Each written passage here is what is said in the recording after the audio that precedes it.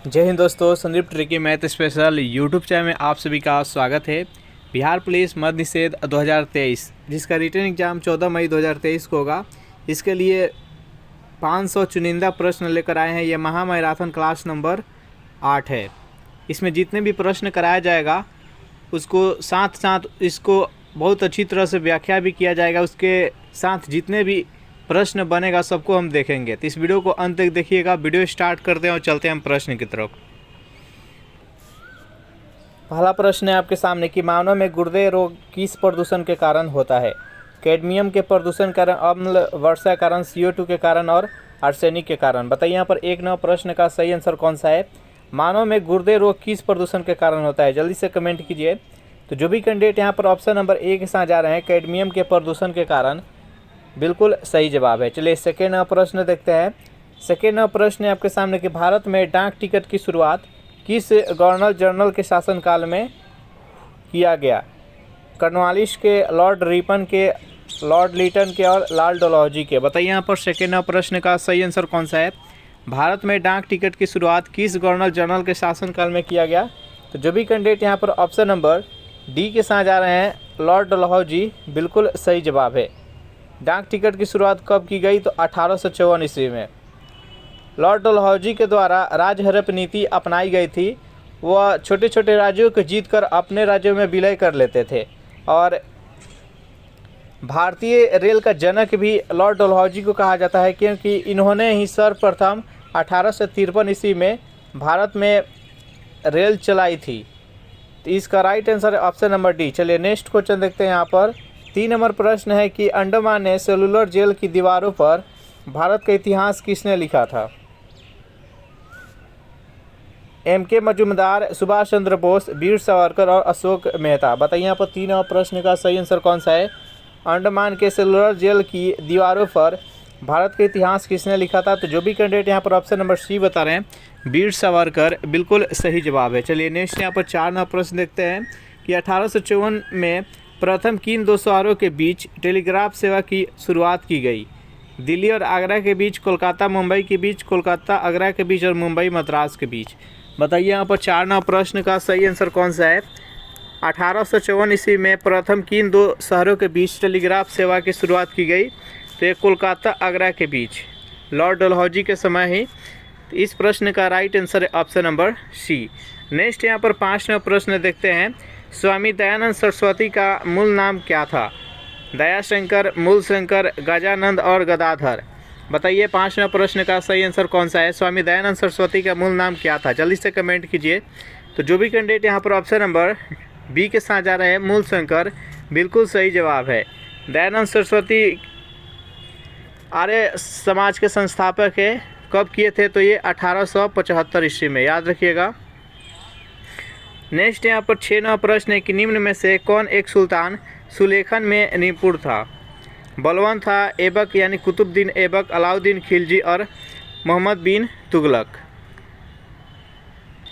जैसे कमेंट कीजिए 6 प्रश्न का सही आंसर कौन सा है? निम्न में से कौन सुल्तान सुलेखन में निपुण था?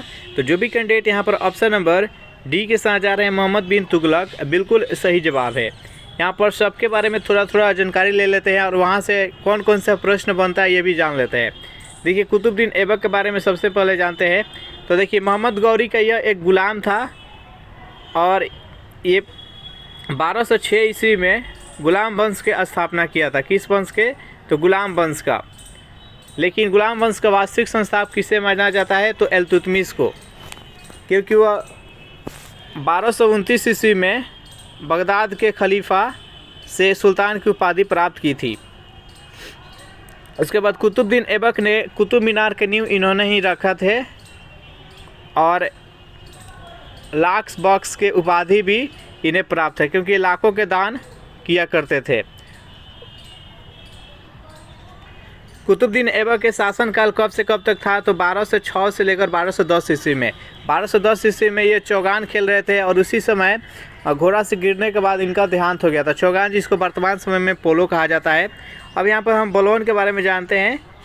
आप एक जानते होंगे नौरोज़ त्यौहार। नौरोज़ त्यौहार सर्वप्रथम किसने शुरुआत की थी? तो ये बलवान ने ही की थी। नौरोज़ त्यौहार क्या होता है? तो ये फारसी का नया साल और ईरानी का एक त्यौहार है। ईरानियों का। इसके बाद अलाउद्दीन खिलजी के बारे में यहाँ पर जानते हैं। तो अलाउद्दीन खिलजी वंश का द्वितीय शासक था। ये अपने चाचा को मारकर और अपने ससुर को मारकर ये गद्दी संभाला था। कब? तो 1296 ईस्वी में। 1296 से लेकर 1316 ईस्वी तक इन्होंने शासन किया था। ये अपने आप को द्वितीय सिकंदर कहते थे, क्योंकि दक्षिण भारत पर भी विजय प्राप्त करने वाला एकमात्र ऐसा शासक था। इसका एक मंत्री था मलिक काफूर, जो कि दक्षिण भारत पर बहुत सारे राज्यों को जीता था।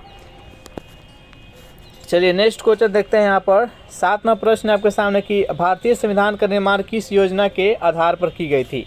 क्रिप्स मिशन के, अगस्त प्रस्ताव के, कैबिनेट मिशन योजना और माउंटबेटन योजना। बताइए यहाँ पर 7वां प्रश्न का सही आंसर कौन सा है? भारतीय संविधान का निर्माण किस योजना के आधार पर की गई? जल्दी से कमेंट कीजिए। तो जो भी कैंडिडेट यहाँ पर ऑप्शन नंबर सी के साथ जा रहे हैं, कैबिनेट मिशन योजना, बिल्कुल सही जवाब है। कैबिनेट मिशन योजना जो कि 1946 ईस्वी में आया था और इसी के तहत भारतीय संविधान तैयार करना शुरू किया गया। उसके बाद और यहाँ पर कुछ योजना है, सबके बारे में जान लेते हैं। देखिए क्रिप्स मिशन 1942 ईस्वी में आया था। इस योजना का मुख्य उद्देश्य क्या था? तो ये ब्रिटेन के द्वारा ये मिशन लाया गया था और इसमें क्या था कि उस टाइम द्वितीय विश्व युद्ध हो रहा था। तो इसमें मांग था कि भारत द्वितीय विश्व युद्ध में ब्रिटेन का साथ दे। तो इसमें क्रिप्स मिशन में यही योजना का बात रखा गया था। अगस्त प्रस्ताव ये 1940 में लाया गया था। माउंटबेटन योजना के तहत ही भारत स्वतंत्र हुआ और भारत 2 देशों में विभक्त हुआ, पाकिस्तान और हिंदुस्तान। एक साइमन कमीशन है, साइमन कमीशन भी यहाँ पर देख लेते हैं। साइमन कमीशन का गठन 1927 ईस्वी में किया गया, लेकिन वो भारत कब आया? तो 1928 ईस्वी में, याद रखिएगा। चलिए नेक्स्ट क्वेश्चन देखते हैं। यहाँ पर 8वां प्रश्न है कि पंडित भीमसेन जोशी का संबंध किस क्षेत्र से है? शिक्षा से, खेल से, शास्त्रीय संगीत से और विज्ञान से। बताइए यहाँ पर 8वां प्रश्न का सही आंसर कौन सा है? पंडित भीमसेन जोशी का संबंध किस क्षेत्र से है? जो भी कैंडिडेट यहाँ पर ऑप्शन नंबर सी के साथ जा रहे हैं, शास्त्रीय संगीत, बिल्कुल सही जवाब है। सेशन आप लोग को अच्छा लग रहा है तो वीडियो को लाइक कर दे, अपने दोस्तों के पास शेयर कर दे और अभी तक इस चैनल को सब्सक्राइब नहीं किए होंगे तो फटाफट चैनल को सब्सक्राइब कर ले। 9वां प्रश्न है आपके सामने कि संवहनीय वर्षा किस क्षेत्र में होती है? विषुवतरीय क्षेत्र में, मरुस्थलीय क्षेत्र में, भूमध्य सागरीय क्षेत्र में और ध्रुवीय क्षेत्र में। बताइए यहाँ पर 9वां प्रश्न का सही आंसर कौन सा है? संवहनीय वर्षा किस क्षेत्र में होती है? जल्दी से कमेंट कीजिए। तो जो भी कैंडिडेट यहाँ पर ऑप्शन नंबर ए के साथ जा रहे हैं, विषुवतीय क्षेत्र में, बिल्कुल सही जवाब है। चलिए नेक्स्ट यहाँ पर 10वां प्रश्न देख लेते हैं और यहाँ से हम जितने भी प्रश्न बनेगा सबको हम बारी बारी से देखेंगे।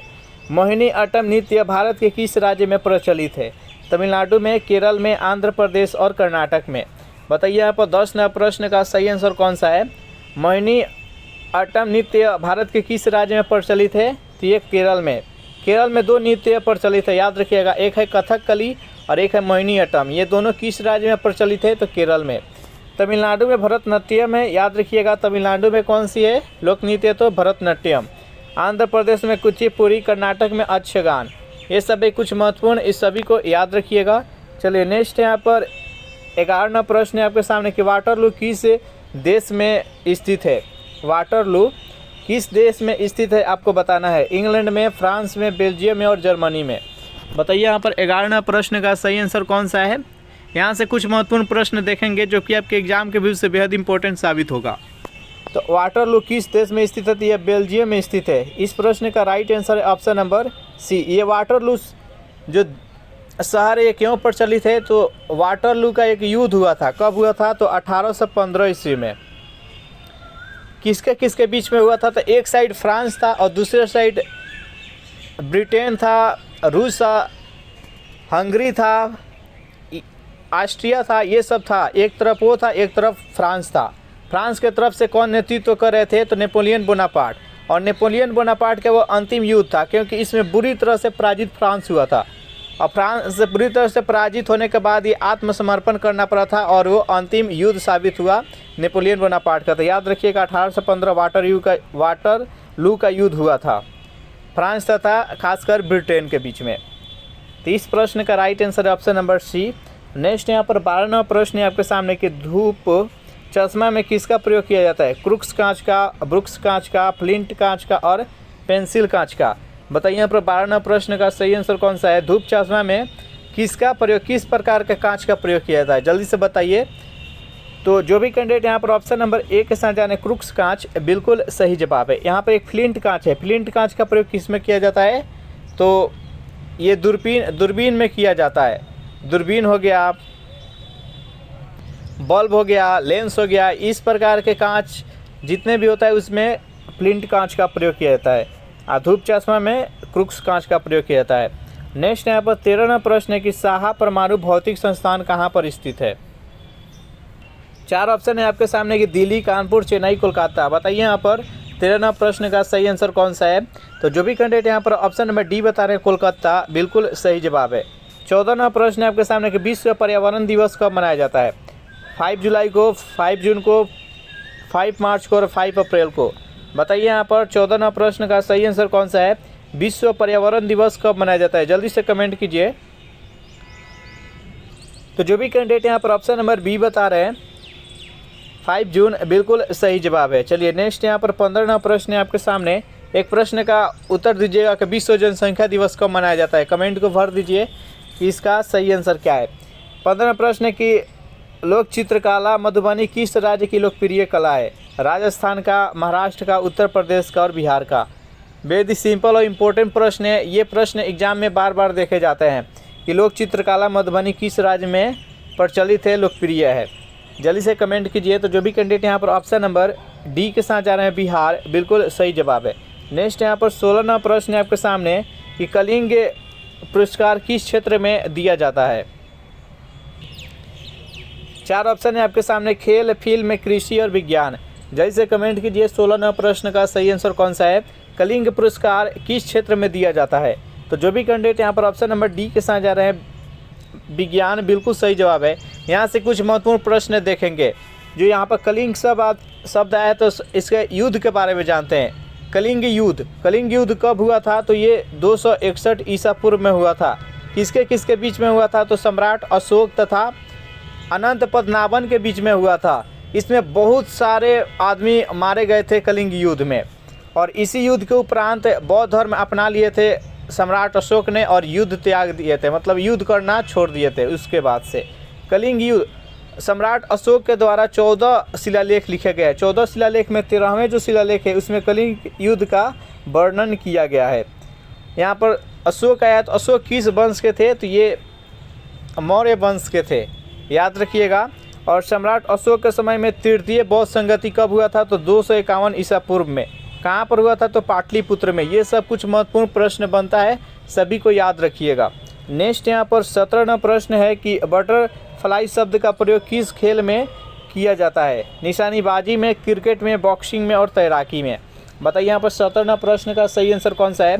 बटरफ्लाई शब्द का प्रयोग किस खेल में किया जाता है?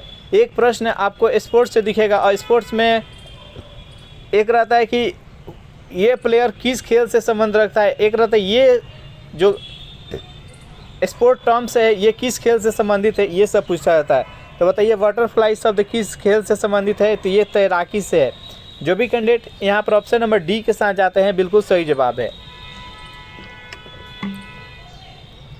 चलिए नेक्स्ट यहाँ पर 18वां प्रश्न है कि ज्यामिति का जनक किसे कहा जाता है? आर्किमिडीज को, पाइथागोरस को, भास्कराचार्य को और यूक्लिड को। बताइए यहाँ पर 18वां प्रश्न का सही आंसर कौन सा है? ज्यामिति का जनक किसे कहा जाता है? बेहद इंपॉर्टेंट प्रश्न है। तो जो भी कैंडिडेट यहाँ पर ऑप्शन नंबर डी के साथ जा रहे हैं यूक्लिड को, बिल्कुल सही जवाब है। नेक्स्ट यहाँ पर 19वां प्रश्न है कि भारतीय विश्वविद्यालय की स्थापना सर्वप्रथम किस अंग्रेज गवर्नर के शासनकाल में किया गया? और वह कौन सा विश्वविद्यालय है ये भी आपको हम बताएंगे। Lord Curzon, Lord Dalhousie, Lord Ripon और लॉर्ड कैनिंग। बताइए यहाँ पर 19वां प्रश्न का सही आंसर कौन सा है? भारतीय विश्वविद्यालय की स्थापना सर्वप्रथम किस अंग्रेज गवर्नर जनरल के शासनकाल में हुआ था? तो ये लॉर्ड कैनिंग के। जो भी कैंडिडेट यहाँ पर ऑप्शन नंबर डी के साथ जा रहे हैं बिल्कुल सही जवाब है। देखिए लॉर्ड कैनिंग के समय ही 1857 ईस्वी में कलकत्ता विश्वविद्यालय की स्थापना हुआ। तो सर्वप्रथम किस विश्वविद्यालय के? तो कलकत्ता विश्वविद्यालय के लॉर्ड कैनिंग के समय में स्थापना हुआ। और 1857 का विद्रोह भी लॉर्ड कैनिंग के समय में भी हुआ था, तो ये भी याद रखिएगा। यहाँ पर लॉर्ड कर्जन के बारे में जान लेते हैं। लॉर्ड कर्जन के समय में ही 1905 ईस्वी में बंगाल विभाजन हुआ था। तो ये इम्पोर्टेंट यहाँ से प्रश्न पूछता है कि किसके शासनकाल में बंगाल विभाजन हुआ था। लॉर्ड डलहौजी के तो बारे में आप जान चुके हैं। सर्वप्रथम ट्रेन चलाया गया था इन्हीं के शासनकाल में। इससे भारतीय ट्रेन का यानी रेलगाड़ी का जनक माना जाता है। सर्वप्रथम डाक यही चलवाए थे और राजहरप्पी नीति भी इन्होंने ही चलाए थे। लॉर्ड रिपन के समय में ही सर्वप्रथम नियमित जनगणना प्रारंभ हुआ। कब? 1881 ईस्वी में। 1881 ईस्वी से रेगुलर जनसंख्या काउंट करना शुरू कर दिया गया। और लॉर्ड मियो के समय में सर्वप्रथम जनसंख्या काउंट किया गया था। कब किया गया था? तो 1872 ईस्वी में। एक प्रश्न बनता है कि लॉर्ड डॉफ्रिन के समय में 1885 ईस्वी में कांग्रेस का स्थापना हुआ एओ ह्यूम के द्वारा, जिसका प्रथम अध्यक्ष थे बेगम चंद्र बनर्जी। ये सब इम्पोर्टेंट प्रश्न जब हम ये समाप्त हो जाएगा तो टॉपिक वाइज जो आपको हम बताएंगे तो सबके बारे में डिटेल्स में हम जानेंगे। चलिए नेक्स्ट यहाँ पर 20वां प्रश्न है कि आजीवक संप्रदाय की स्थापना किसने किया था? गौतम बुद्ध ने, महावीर जैन ने, मखली घोषाल ने और दयाशंकर ने। बताइए यहाँ पर 20वां प्रश्न का सही आंसर कौन सा है? आजीवक संप्रदाय की स्थापना किसने किया था? तो जो भी कैंडिडेट यहाँ पर ऑप्शन नंबर सी के साथ जा रहे हैं, मखली घोषाल, बिल्कुल सही जवाब है। देखिए जब बौद्ध धर्म, जैन धर्म ये सब नहीं आया था तो 5वीं शताब्दी ईसा पूर्व में उस टाइम आजीवक संप्रदाय सबसे प्रचलित में था। और इसका संस्थापक कौन थे? तो मखली घोषाल, याद रखिएगा। चलिए नेक्स्ट क्वेश्चन यहाँ पर 21वां प्रश्न देखते हैं। संसार का सबसे बड़ा द्वीप समूह कौन सा है? भारत, यूएसए, इंडोनेशिया और थाईलैंड। यहाँ पर कन्फ्यूजन नहीं होइएगा। यहाँ से 2 प्रश्न बनता है, दोनों प्रश्न को हम बारी बारी से देखेंगे। यहाँ पर पूछा गया है कि संसार का सबसे बड़ा द्वीप समूह। जब भी द्वीप समूह पूछे तो इसका आंसर क्या होगा? इंडोनेशिया। द्वीप समूह के लिए इंडोनेशिया आंसर होगा। अगर पूछे कि संसार का सबसे बड़ा द्वीप क्या है तो द्वीप अगर पूछे तो आइसलैंड हो जाए, ग्रीनलैंड हो जाएगा, सॉरी। जब सबसे बड़ा द्वीप पूछे तो ग्रीनलैंड हो जाएगा। अगर द्वीप समूह पूछे तो इंडोनेशिया हो जाएगा। ग्रीनलैंड पर किस देश का अधिकार है? तो डेनमार्क का। चलिए नेक्स्ट देखते हैं प्रश्न। 22वां प्रश्न है कि जन्म के बाद मानव के शरीर में किस ऊतक के कोशिका का विभाजन नहीं होता है? तंत्रिका ऊतक, पेशी ऊतक, संयोजी ऊतक और एपिथेलियम ऊतक। एक प्रश्न का आंसर दीजिएगा कि ऊतक के अध्ययन को क्या कहते हैं? तो जो भी कैंडिडेट यहाँ पर ऑप्शन नंबर ए के साथ जा रहे हैं, तंत्रिका ऊतक, बिल्कुल सही जवाब है। चलिए नेक्स्ट प्रश्न देखते हैं। 23वां प्रश्न है कि शतवर्षीय युद्ध किन 2 देशों के बीच हुआ था? जर्मनी और फ्रांस के बीच, इंग्लैंड रूस के बीच, फ्रांस और यूएसए के बीच, फ्रांस और इंग्लैंड के बीच। बताइए यहाँ पर 23वां प्रश्न का सही आंसर कौन सा है? सप्तवर्षीय युद्ध किन 2 देशों के बीच हुआ था? तो जो सप्तवर्षीय युद्ध हुआ था ये फ्रांस और इंग्लैंड के बीच हुआ था। कब हुआ था? तो ये 7 वर्षों तक युद्ध चला था, इसलिए इसको सप्तवर्षीय युद्ध कहते हैं।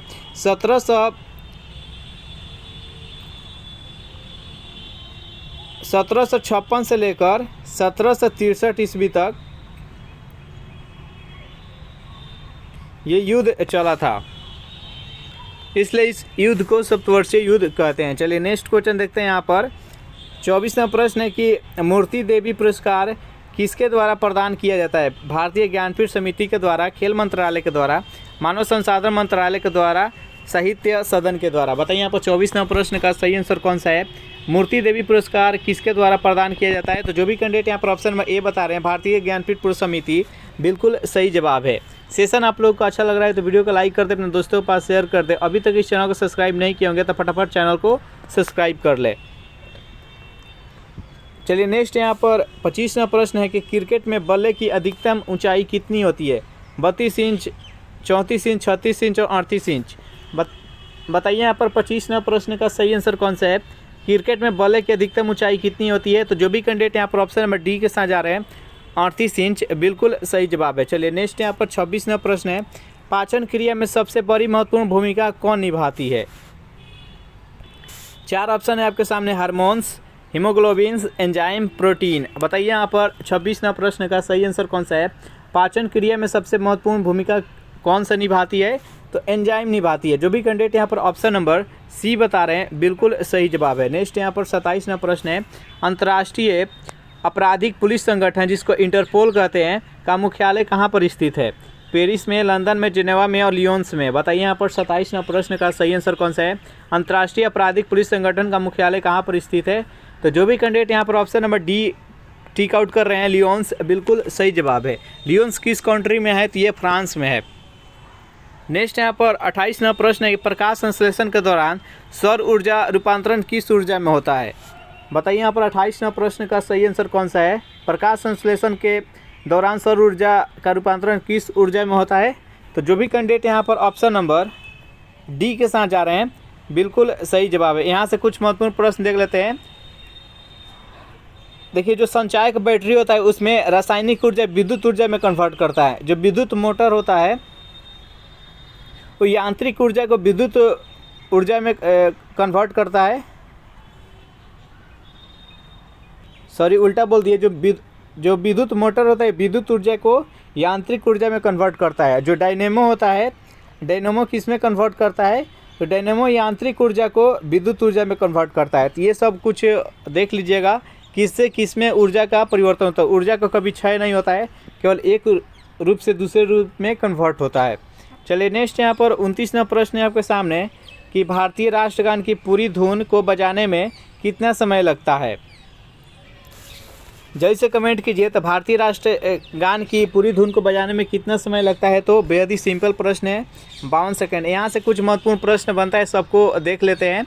तो देखिए, राष्ट्रगान जो जन गण मन अधिनायक जय है, ये किसके द्वारा लिखा गया है? तो रविन्द्रनाथ टैगोर के द्वारा। ये गाना सर्वप्रथम कब गाया गया था? तो 1911 ईस्वी में, 27 दिसंबर 1911 ईस्वी में कांग्रेस के कलकत्ता अधिवेशन में इसे सर्वप्रथम गाया गया था। और इसे राष्ट्रगान के रूप में कब अपनाया गया? तो 24 जनवरी 1950 ईस्वी में जन गण मन अधिनायक जय को राष्ट्रगान के रूप में इसे स्वीकार किया गया। सब कुछ याद रखिएगा। पढ़ाई ऐसे कीजिए कि कोई भी क्वेश्चन आप सॉल्व करते हैं तो उसके आसपास जितने भी प्रश्न बनने की संभावना है सबको आप बारीकी से रिलेट करके पढ़िएगा, तो आपको ज़्यादा दिन तक याद रखिएगा। बस इसको रटिएगा तो याद नहीं होगा। तो जो भी प्रश्न का आंसर आप टिक आउट कर रहे हैं, जो भी प्रश्न आप देख रहे हैं, तो उससे आसपास जितना भी प्रश्न बनेगा उसको आप ध्यान दीजिएगा को हम कैसे भी जान लें उसके बारे में। 30वां प्रश्न है आपके सामने कि संसार का सबसे गहरा सागर कौन सा है? हिंद महासागर, अटलांटिक महासागर, प्रशांत महासागर, आर्कटिक महासागर। बताइए यहाँ पर 30वां प्रश्न का सही आंसर कौन सा है? तो देखिए, संसार का सबसे गहरा महासागर कौन सा है? तो ये प्रशांत महासागर है। जो भी कैंडिडेट यहाँ पर ऑप्शन नंबर सी के साथ जा रहे हैं बिल्कुल सही जवाब है। प्रशांत महासागर में एक मरियाना खाई है, तो उसकी गहराई सबसे अधिक है। इसका गहराई मान लो इतना ज़्यादा है कि वो माउंट एवरेस्ट जो इसका ऊंचाई उतना अधिक है उसको भी अपने अंदर समा सकती है। तो मरियाना खाई प्रशांत महासागर का सबसे गहराई ट्रेंच कौन सा है? तो मरियाना खाई। टोटल कितना महासागर है? तो महासागरों की संख्या टोटल 5 है। कौन कौन सा है? तो सबसे बड़ा होता है वो प्रशांत महासागर है। प्रशांत महासागर के बाद अटलांटिक महासागर, अटलांटिक महासागर के बाद से हिंद महासागर, हिंद महासागर के बाद से दक्षिण महासागर। दक्षिण महासागर के एक और नाम से जाना जाता है अंटार्कटिक महासागर। उसको दक्षिण महासागर के नाम से भी जाना जाता है। और सबसे लास्ट में सबसे छोटा महासागर आर्कटिक महासागर। तो ये 5 महासागर, इसका क्रम याद रखिएगा। क्रम भी पूछ लेता है एग्जाम में कि इस महासागरों का क्रम से सजाएं, बड़ा से छोटा या छोटा से बड़ा। तो इस तरीके से आप अपना तैयारी कीजिए। नेक्स्ट यहाँ पर 31वां प्रश्न है आपके सामने कि दाब बढ़ने से बर्फ़ का गलनांक पर क्या प्रभाव होगा? बढ़ता है, घटता है, ए और बी दोनों होता है, अपरिवर्तित रहता है। बताइए 31वां प्रश्न का सही आंसर कौन सा है? जब बर्फ़ के ऊपर हम दाब बढ़ाएंगे तो उसके गलनांक पर क्या परिवर्तन होगा? तो गलनांक यानी ठोस से द्रव में परिवर्तन होना था। जैसे ही बर्फ़ के ऊपर हम दबाव बढ़ाएंगे तो और वो तीव्र गति से गलना शुरू हो जाएगा, तो उसका गलनांक क्या हो जाता है? घट जाता है। तो इसका राइट आंसर है ऑप्शन नंबर बी। 32वां प्रश्न है आपके सामने कि मराठा शासक शिवाजी को मंत्रिपरिषद को किस नाम से जाना जाता था? अष्टप्रधान, अष्टदिग्गज, पेशवा और चिटनीस। बताइए यहाँ पर 32वां प्रश्न का सही आंसर कौन सा है? जल्दी से कमेंट कीजिए। तो जो भी कैंडिडेट यहाँ पर ऑप्शन नंबर ए के साथ जा रहे हैं अष्टप्रधान, बिल्कुल सही जवाब है। यहाँ से कुछ महत्वपूर्ण प्रश्न बनेगा, सबको जान लेते हैं।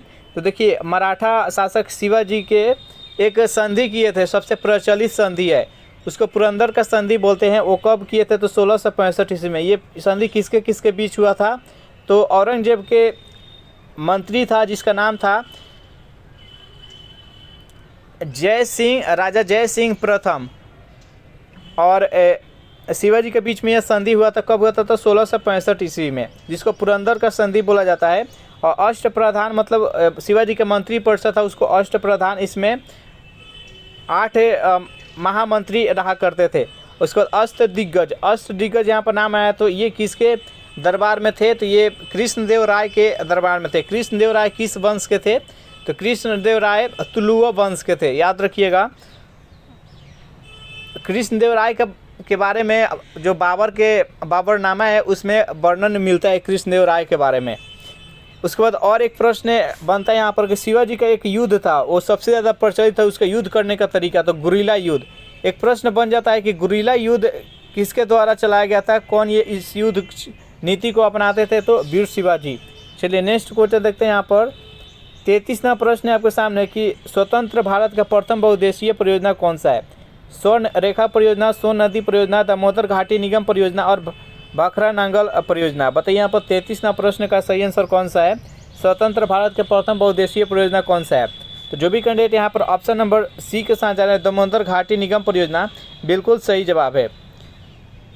दामोदर नदी पर ये था, स्वर्ण रेखा ये स्वर्ण नदी पर था, सोन नदी परियोजना सोन नदी पर था, भाखरा नंगल ये सतलज नदी पर था।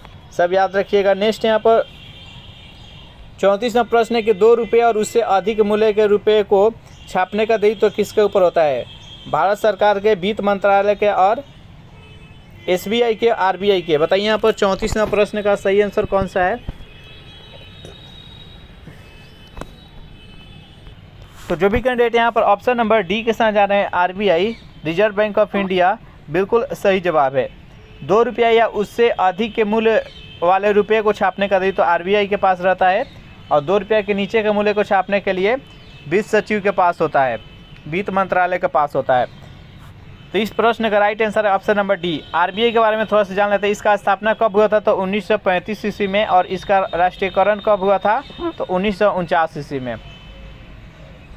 चलिए नेक्स्ट क्वेश्चन देख लेते हैं। जब इसका स्थापना हुआ था कहाँ पर हुआ था? तो कोलकाता में, लेकिन इसका मुख्यालय कहाँ पर है? तो मुंबई में है। 35वां प्रश्न आपके सामने कि इलेक्ट्रॉन सूक्ष्मदर्शी का आविष्कार किसने किया था? रॉबर्ट हुक ने, मार्कोनी ने, नॉलन रुस्का ने और न्यूटन ने। बताइए यहाँ पर 35वां प्रश्न का सही आंसर कौन सा? इलेक्ट्रॉन सूक्ष्मदर्शी का आविष्कार किसने किया था? तो जो भी कैंडिडेट यहाँ पर ऑप्शन नंबर सी के साथ जा रहे हैं नॉलन रुस्का, बिल्कुल सही जवाब है। रॉबर्ट हुक ये किसका खोज किए थे? तो ये कोशिका का खोज किए थे। कब? 1665 ईस्वी में। मार्कोनी, रेडियो का आविष्कार मार्कोनी ने किए थे। न्यूटन के द्वारा गुरुत्वाकर्षण का नियम और गति का नियम, बल का नियम, ये सब कुछ दिया गया था, ये न्यूटन के द्वारा दिया गया था। नेक्स्ट यहाँ पर 36वां प्रश्न है कि गुरु केरुचरण महापात्रा का संबंध किस नृत्य शैली से है? भरतनाट्यम, मोहिनीअट्टम, यक्षगान और ओडिसी। बताइए यहाँ पर 36वां प्रश्न का सही आंसर कौन सा है? तो इसका सही आंसर है option number D, Odissi. Odissi कहाँ का है? तो ये उड़ीसा का है। भरतनाट्यम है ये तमिलनाडु का, मोहिनीअट्टम है ये केरल का, यक्षगान कर्नाटक का। नेक्स्ट यहाँ पर 37वां प्रश्न है कि प्रायद्वीपीय भारत की सबसे लंबी नदी कौन सी है? नर्मदा नदी, कावेरी नदी, कृष्णा नदी, गोदावरी नदी। बताइए यहाँ पर 37वां प्रश्न का सही आंसर कौन सा है? प्रायद्वीपीय भारत की सबसे लंबी नदी कौन सी है? जैसे कमेंट कीजिए। तो जो भी कैंडिडेट यहाँ पर ऑप्शन नंबर डी के साथ जा रहे हैं गोदावरी नदी, बिल्कुल सही जवाब है। देखिए, इसे गोदावरी नदी को दक्षिण भारत की गंगा भी कहते हैं। उसके बाद यहाँ पर देखिए कावेरी के बारे में कुछ जान लेते हैं। कावेरी को अर्ध गंगा या दक्षिणी गंगा के नाम से कावेरी नदी को जानते हैं। नर्मदा नदी के बारे में जान लेते हैं। नर्मदा नदी सबसे सीधा बहने वाली नदी है। ये कहाँ पर गिरती है? तो अरब सागर में गिरती है। ये पूरब से पश्चिम दिशा में बहती है। उसके बाद नर्मदा नदी पर एक जलप्रपात है जिसका नाम है धुआंधार जलप्रपात, जो कि मध्य प्रदेश के जबलपुर शहर में स्थित है। और नर्मदा नदी को गुजरात का जीवन रेखा कहते हैं। पूछा जाता है कि गुजरात का जीवन रेखा किस नदी को कहा जाता है, तो नर्मदा नदी को। ये सब याद रखिएगा। कृष्णा नदी पे नागार्जुन इस पर 3 बांध है, इंपॉर्टेंट बांध है, याद रखिएगा। एक नागार्जुन सागर बांध, श्रीशैलम बांध और अलमाटी बांध, ये 3 बांध याद रखिएगा यहाँ से। नर्मदा नदी पे कौन सा बांध है, तो सरदार सरोवर बांध। और शिव समुद्रम जलप्रपात, एक है शिव समुद्र जलप्रपात, वो किस नदी पर है, तो कावेरी नदी पर है। नेक्स्ट यहाँ पर 38वां प्रश्न है आपके सामने कि भारत का नेपोलियन किसे कहा जाता है, अशोक को, कनिष्क को, अकबर को, समुद्रगुप्त को। बताइए यहाँ पर 38वां प्रश्न का सही आंसर कौन सा है, भारत का नेपोलियन किसे कहा जाता है। तो जो भी कैंडिडेट यहाँ पर ऑप्शन नंबर डी के साथ जा रहे हैं, समुद्रगुप्त, बिल्कुल सही जवाब है। समुद्रगुप्त किस वंश के थे, तो ये गुप्त वंश के थे, जिसका संस्थापक श्री गुप्त थे। उसके बाद से सम्राट अशोक किस वंश के थे, तो ये मौर्य वंश के थे, जिसका संस्थापक चंद्रगुप्त मौर्य थे। और कनिष्क थे, ये कुषाण वंश के थे। अकबर थे ये जो कि मुगल वंश के थे। तो इस प्रकार से टोटल हम 38 प्रश्न इस सेट में देखे। चलिए इसी तरह लगातार जुड़े रहिए, नेक्स्ट सेट देखते हैं। पहला प्रश्न है आपके सामने कि धुआंधार जलप्रपात किस नदी पर स्थित है। ऑप्शन नंबर ए है नर्मदा, बी है ताप्ती, सी है रावी और डी है सतलज। बताइए यहाँ पर 1 नंबर प्रश्न का सही आंसर कौन सा है, धुआंधार जलप्रपात किस नदी पर स्थित है, जल्दी से बताइए। तो जो भी कैंडिडेट यहाँ पर ऑप्शन नंबर ए के साथ जा रहे हैं, नर्मदा, बिल्कुल सही जवाब है। नर्मदा नदी को गुजरात का जीवन रेखा कहते हैं और ये धुआंधार जलप्रपात किस राज्य में है, तो ये मध्य प्रदेश में है। सेकेंड नंबर क्वेश्चन देखते हैं। प्रश्न है आपके सामने कि कर्क एवं मकर रेखा किस महाद्वीप से होकर गुजरती है, यानी दोनों महाद्वीप से होकर कौन गुजरती है कर्क रेखा, वो बताइए वो कौन सा महाद्वीप है, उत्तरी अमेरिका, दक्षिणी अमेरिका, एशिया और अफ्रीका। बताइए सेकेंड नंबर प्रश्न का सही आंसर कौन सा है। तो जो भी कैंडिडेट यहाँ पर ऑप्शन नंबर डी के साथ जा रहे हैं, अफ्रीका, बिल्कुल सही जवाब है। कर्क रेखा है जो कि भारत से होकर जाती है और भारत के 8 राज्यों से होकर गुजरती है। 8 राज्यों का नाम यहाँ पर हम जान लेते हैं। सबसे पहले गुजरात में, गुजरात के बाद राजस्थान, राजस्थान के बाद मध्य प्रदेश, मध्य प्रदेश के बाद छत्तीसगढ़, छत्तीसगढ़ के बाद झारखंड, झारखंड के बाद पश्चिम बंगाल, उसके बाद से बांग्लादेश आ जाता है और बांग्लादेश के बाद से त्रिपुरा और मिजोरम। तो ये 8 राज्यों से होकर भारत में गुजरती है। नेक्स्ट यहाँ पर 3 नंबर प्रश्न है आपके सामने कि लॉर्ड हार्डिंग पर बम फेंकने वाला क्रांतिकारी कौन था। बटुकेश्वर दत्त, राजबिहारी बोस, भगत सिंह और मोहम्मद इकबाल। बताइए यहाँ पर 3rd नंबर प्रश्न का सही आंसर कौन सा है। तो जो भी कैंडिडेट यहाँ पर ऑप्शन नंबर बी के साथ जा रहे हैं, राजबिहारी बोस, बिल्कुल सही जवाब है। 4 नंबर प्रश्न है आपके सामने कि भारत में पहली बार राष्ट्रीय आपात किस वर्ष घोषित किया गया। 1956 में, 1961, 1962 और 1972। बताइए 4 नंबर प्रश्न का सही आंसर कौन सा है। भारत में पहली बार राष्ट्रीय आपात किस वर्ष घोषित किया गया। तो भारत और चीन का युद्ध 1962 में था, उसी टाइम राष्ट्रीय आपात घोषित किया गया था। इसका राइट आंसर है ऑप्शन नंबर सी। राष्ट्रीय आपात किस अनुच्छेद में वर्णित है, तो अनुच्छेद 352 में। राष्ट्रपति शासन 356 और वित्तीय आपात 360। नेक्स्ट यहाँ पर 5 नंबर प्रश्न है आपके सामने कि भारत का सबसे बड़ा नौसेना हवाई अड्डा सी वर्ल्ड किस राज्य में स्थित है। केरल में, कर्नाटक में, चेन्नई और आंध्र प्रदेश। बताइए यहाँ पर 5 नंबर प्रश्न का सही आंसर कौन सा है। तो भारत का सबसे बड़ा नौसेना हवाई अड्डा सी वर्ल्ड किस राज्य में स्थित है, तो कर्नाटक में। जो भी कैंडिडेट ऑप्शन नंबर बी के साथ जा रहे हैं, बिल्कुल सही जवाब है। सेशन आपको अच्छा लग रहा है तो वीडियो को लाइक अपने दोस्तों के पास शेयर कर दीजिए। 6 नंबर प्रश्न है आपके सामने कि कच्छ की रण में गिरने वाली एकमात्र नदी कौन सी है। लूनी नदी, साबरमती, नर्मदा और ताप्ती। बताइए यहाँ पर 6 नंबर प्रश्न का सही आंसर कौन सा है। तो कच्छ की रण में गिरने वाली एकमात्र नदी कौन सी है, तो लूनी नदी। इसका राइट आंसर है ऑप्शन नंबर ए। 7 नंबर प्रश्न है आपके सामने कि महाभारत का फारसी में अनुवाद किस शासक के काल में हुआ था। औरंगजेब, शाहजहां, जहांगीर और अकबर। बताइए 7 नंबर प्रश्न का सही आंसर कौन सा है। महाभारत का फारसी में अनुवाद किस शासक के काल में हुआ था, तो अकबर के। जो भी कैंडिडेट ऑप्शन नंबर डी के साथ जा रहे हैं, बिल्कुल सही जवाब है। 8 नंबर प्रश्न है आपके सामने कि भारत में कागज़ का आगमन किस सदी में हुआ था। 11वीं सदी, 12वीं सदी, 13वीं सदी और 14वीं सदी। बताइए 8 नंबर प्रश्न का सही आंसर कौन सा है। भारत में कागज़ का आगमन किस सदी में हुआ था। जो भी कैंडिडेट यहाँ पर ऑप्शन नंबर सी के साथ जा रहे हैं 13वीं सदी, बिल्कुल सही जवाब है। 9 प्रश्न है आपके सामने कि किसान दिवस किस दिन मनाया जाता है? 19 नवंबर, 9 अक्टूबर, 3 जनवरी और 23 दिसंबर। बताइए यहाँ पर 9 प्रश्न का सही आंसर कौन सा है? किसान दिवस किस दिन को मनाया जाता है? तो जो भी कैंडिडेट ऑप्शन नंबर डी के साथ जा रहे हैं 23 दिसंबर, बिल्कुल सही जवाब है।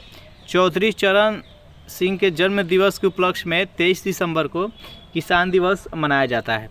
चलिए नेक्स्ट यहाँ पर 10 प्रश्न है आपके सामने कि सर्वोदय दिवस किस तिथि को मनाया जाता है? 9 अक्टूबर को, 30 जनवरी को, 19 नवंबर और 23 दिसंबर को। बताइए यहाँ पर 10 प्रश्न का सही आंसर कौन सा है? सर्वोदय दिवस किस तिथि को मनाया जाता है? तो जो भी कैंडिडेट यहाँ पर ऑप्शन नंबर बी के साथ जा रहे हैं 30 जनवरी, बिल्कुल सही जवाब है। शहीद दिवस के रूप में जिसको सर्वोदय दिवस भी बोला जाता है, तो 30 जनवरी को मनाया जाता है। 11वां प्रश्न कि लाल बहादुर शास्त्री का जन्म किस दिन हुआ था? 2 अक्टूबर, 4 जनवरी, 28 सितंबर और 5 दिसंबर। बताइए 11वां प्रश्न का सही आंसर कौन सा है? लाल बहादुर शास्त्री का जन्म किस दिन हुआ था? तो महात्मा गांधी तथा लाल बहादुर शास्त्री दोनों का जन्म डेट एक ही है, 2 अक्टूबर। तो इसका राइट आंसर है ऑप्शन नंबर ए। 12वां प्रश्न है आपके सामने कि कबीर का जन्म कहाँ पर हुआ था? सारनाथ में, मगहर में, लहरतारा जो कि काशी में स्थित है और ग्वालियर। बताइए 12वां प्रश्न का सही आंसर कौन सा है? कबीर का जन्म कहाँ पर हुआ था? तो जो भी कैंडिडेट ऑप्शन नंबर सी के साथ जा रहे हैं लहरतारा काशी, बिल्कुल सही जवाब है। 13वां प्रश्न है आपके सामने पाकिस्तान के अधिकार वाले कश्मीर की राजधानी कहाँ है? पूंछ, मुजफ्फराबाद, राजौरी और श्रीनगर। बताइए 13वां प्रश्न का सही आंसर कौन सा है? पाकिस्तान के अधिकार वाले कश्मीर का राजधानी कहाँ है?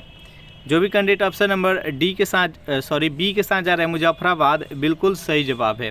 अगर इस प्रैक्टिस सेट का आपको पीडीएफ चाहिए तो उसके लिए टेलीग्राम ग्रुप बना दिए हैं, जिसका लिंक इसी वीडियो के नीचे डिस्क्रिप्शन में मिल जाएगा। वहाँ से ज्वाइन करके इसका पीडीएफ डाउनलोड कर सकते हैं। 14वां प्रश्न है कि परिवार कल्याण कार्यक्रम की शुरुआत किस वर्ष से शुरू हुई? तो 1950, 1951, 1952 और 1953। बताइए 14वां प्रश्न का सही आंसर कौन सा है? तो जो भी कैंडिडेट यहाँ पर ऑप्शन नंबर सी के साथ जा रहे हैं 1952, बिल्कुल सही जवाब है। 15वां प्रश्न बेहद इंपॉर्टेंट प्रश्न है कि संवाद कौमुदी का प्रकाशन किसने किया था? राजा राम मोहन राय ने, रविंद्रनाथ टैगोर ने, दयानंद सरस्वती ने और कालिदास ने। बताइए 15वां प्रश्न का सही आंसर कौन सा है? संवाद कौमुदी की प्रकाशन किसने किया था? तो जो भी कैंडिडेट यहाँ पर ऑप्शन नंबर ए के साथ जा रहे हैं राजा राम मोहन राय, बिल्कुल सही जवाब है। नेक्स्ट यहाँ पर 16वां प्रश्न है पिंजर किसकी कृति है? अरुंधति राय का, दीपिका रानी का, अमृता प्रीतम का और नेहा शर्मा का। बताइए 16वां प्रश्न का सही आंसर कौन सा है? पिंजर किसकी कृति है? जो भी कैंडिडेट यहाँ पर ऑप्शन नंबर सी के साथ जा रहे हैं अमृता प्रीतम, बिल्कुल सही जवाब है। 17वां प्रश्न है कि स्वतंत्र भारत में पहला रेल बजट पेश किया गया था 1947 में, 1948, 1949 और 1950। बताइए 17वां प्रश्न का सही आंसर कौन सा है? तो स्वतंत्र भारत में पहला रेल बजट नवंबर 1947 में उस टाइम के रेल मंत्री जॉन मथाई के द्वारा प्रस्तुत किया गया था, पेश किया गया था। तो इसका राइट आंसर है ऑप्शन नंबर ए। 18वां प्रश्न है आपके सामने कि नेशनल टेनिस एकेडमी कहाँ पर स्थित है? जोधपुर में, कानपुर में, पटियाला में और गुड़गांव में। बताइए यहाँ पर 18वां प्रश्न का सही आंसर कौन सा है? नेशनल टेनिस एकेडमी कहाँ पर स्थापित है? जल्दी से कमेंट कीजिए। तो जो भी कैंडिडेट यहाँ पर ऑप्शन नंबर डी के साथ जा रहे हैं गुड़गांव, बिल्कुल सही जवाब है। 19वां प्रश्न है आपके सामने कि भारत में सर्वाधिक साक्षरता वाला राज्य कौन सा है? मेघालय, नागालैंड, मिजोरम और केरल। बताइए यहाँ पर 19वां प्रश्न का सही आंसर कौन सा है? भारत में सर्वाधिक साक्षरता वाला राज्य कौन सा है? तो जो भी कैंडिडेट यहाँ पर ऑप्शन नंबर डी के साथ जा रहे हैं केरल, बिल्कुल सही जवाब है। चलिए नेक्स्ट यहाँ पर 20वां प्रश्न देखते हैं। 20वां प्रश्न है आपके सामने विश्व का सबसे बड़ा मंदिर अंकुरवाट कहाँ पर है? कंबोडिया में, बोरोबुदुर में, थाईलैंड में और इंडोनेशिया में। बताइए यहाँ पर 20वां प्रश्न का सही आंसर कौन सा है? विश्व का सबसे बड़ा मंदिर अंकुरवाट कहाँ पर स्थित है? तो यह कंबोडिया में स्थित है। जो भी कैंडिडेट यहाँ पर ऑप्शन नंबर ए के साथ जा रहे हैं, बिल्कुल सही जवाब है। 21वां प्रश्न है कि किस वर्ष मैसूर का नाम बदलकर कर्नाटक रखा गया? 1963 में, 1969 में, 1973 में, 1979 में। बताइए 21वां प्रश्न का सही आंसर कौन सा है? किस वर्ष मैसूर का नाम बदलकर कर्नाटक रखा गया? जल्दी से बताइए यहाँ पर 21वां प्रश्न का सही आंसर कौन सा है? जो भी कैंडिडेट यहाँ पर ऑप्शन नंबर सी के साथ जा रहे हैं 1973 ईस्वी बिल्कुल सही जवाब है। 22वां प्रश्न है कि किस वर्ष असम की राजधानी शिलोंग से दिसपुर हुई? 1973, 1974, 1976 और 1977। बताइए यहाँ पर 22वां प्रश्न का सही आंसर कौन सा है? तो असम की राजधानी शिलोंग से दिसपुर किस वर्ष किया गया? तो 1973 ईस्वी में। इसका राइट आंसर है ऑप्शन नंबर ए। 23वां प्रश्न है आपके सामने कि भारत में किस राज्य की राजभाषा अंग्रेजी नहीं है? मेघालय, नागालैंड, मिजोरम और असम। बताइए यहाँ पर 23वां प्रश्न का सही आंसर कौन सा है? यहाँ पर किस राज्य का राजभाषा अंग्रेजी नहीं है? जल्दी से बताइए। तो असम का नहीं है, बाकी यहाँ पर मेघालय, नागालैंड और मिजोरम ये तीनों का राजभाषा अंग्रेजी है। इसका असमिया, इसका राइट आंसर है ऑप्शन नंबर डी। 24वां प्रश्न है आपके सामने का अंत्योदय कार्यक्रम का शुभारंभ किस वर्ष हुआ? 2000 में, 2002 में, 2004 में और 2006 में। बताइए यहाँ पर 24वां प्रश्न का सही आंसर कौन सा है? अंत्योदय कार्यक्रम का शुभारंभ किस वर्ष हुआ? जल्दी से बताइए। तो जो भी कैंडिडेट यहाँ पर ऑप्शन नंबर ए का चुनाव कर रहे हैं 2000 ईस्वी बिल्कुल सही जवाब है। नेक्स्ट यहाँ पर 25वां प्रश्न है आपके सामने कि केंद्र सरकार ने किस वर्ष से सार्वजनिक स्थानों पर धूम्रपान निषेध किया? 2000 में, 2004 में, 2006 में और 2007 में। बताइए यहाँ पर 25वां प्रश्न का सही आंसर कौन सा है? जल्दी से बताइए। तो जो भी कैंडिडेट यहाँ पर ऑप्शन नंबर बी के साथ जा रहे हैं 2004 बिल्कुल सही जवाब है। 26वां प्रश्न आपके सामने कि यूनिसेफ दिवस कब मनाया जाता है? 1 दिसंबर को, 10 दिसंबर को, 11 दिसंबर को और 23 दिसंबर को। बताइए यहाँ पर 26वां प्रश्न का सही आंसर कौन सा है? यूनिसेफ दिवस कब मनाया जाता है? इसका राइट आंसर है ऑप्शन नंबर सी 11 दिसंबर। यूनिसेफ का मुख्यालय कहाँ पे है? तो न्यूयॉर्क है। चलिए नेक्स्ट यहाँ पर 27वां प्रश्न आपके सामने कि भारत में आईएएस की भर्ती के लिए प्रथम बार लिखित परीक्षा कब हुई थी? 1947, 1948, 1949 और 1950। बताइए यहाँ पर 27वां प्रश्न का सही आंसर कौन सा है? भारत में आईएएस की भर्ती के लिए प्रथम बार लिखित परीक्षा कब हुई थी? जल्दी से कमेंट कीजिए। तो जो भी कैंडिडेट यहाँ पर ऑप्शन नंबर ए के साथ जा रहे हैं 1947 बिल्कुल सही जवाब है। नेक्स्ट यहाँ पर 28वां प्रश्न है कि राजीव गांधी की मृत्यु किस राज्य में हुई थी? ऑप्शन नंबर ए है आंध्र प्रदेश, बी है तमिलनाडु, सी है राजस्थान और डी है मेघालय। बताइए यहाँ पर 28वां प्रश्न का सही आंसर कौन सा है? राजीव गांधी का मृत्यु किस राज्य में हुआ था? जल्दी से कमेंट कीजिए। तो जो भी कैंडिडेट यहाँ पर ऑप्शन नंबर बी के साथ जा रहे हैं तमिलनाडु बिल्कुल सही जवाब है। नेक्स्ट यहाँ पर 29वां प्रश्न है आपके सामने, अंतरिक्ष पर सबसे ज़्यादा दिन तक रहने वाली महिला कौन है? Kalpana Chawla, Marshal Tito, Sunita Williams और डी है यूरी गागरिन। बताइए यहाँ पर 29वां प्रश्न का सही आंसर कौन सा है? अंतरिक्ष पर सबसे ज़्यादा दिन तक रहने वाली भारतीय महिला कौन है? आपको जल्दी से बताइए यहाँ पर इसका सही आंसर कौन सा है? तो इसका राइट आंसर है option number A Sunita Williams. चलिए नेक्स्ट यहाँ पर 30वां प्रश्न है आपके सामने कि रेमन मैग्सेसे पुरस्कार को किस वर्ष स्थापित किया गया? 1950 में, 1957 में, 1960, 1969। बताइए यहाँ पर 30वां प्रश्न का सही आंसर कौन सा है? तो जो भी कैंडिडेट यहाँ पर ऑप्शन नंबर बी के साथ जा रहे हैं 1957 बिल्कुल सही जवाब है। चलिए नेक्स्ट यहाँ पर 31वां प्रश्न है आपके सामने, किस अभिनेत्री को सर्वप्रथम पद्मश्री से नवाजा गया? देविका रानी को, नरगिस दत्त को, मधुबाला को और चंद्रमुखी को। बताइए यहाँ पर 31वां प्रश्न का सही आंसर कौन सा है? किस अभिनेत्री को सर्वप्रथम पद्मश्री से नवाजा गया? तो जो भी कैंडिडेट यहाँ पर ऑप्शन नंबर बी बता रहे हैं नरगिस दत्त बिल्कुल सही जवाब है।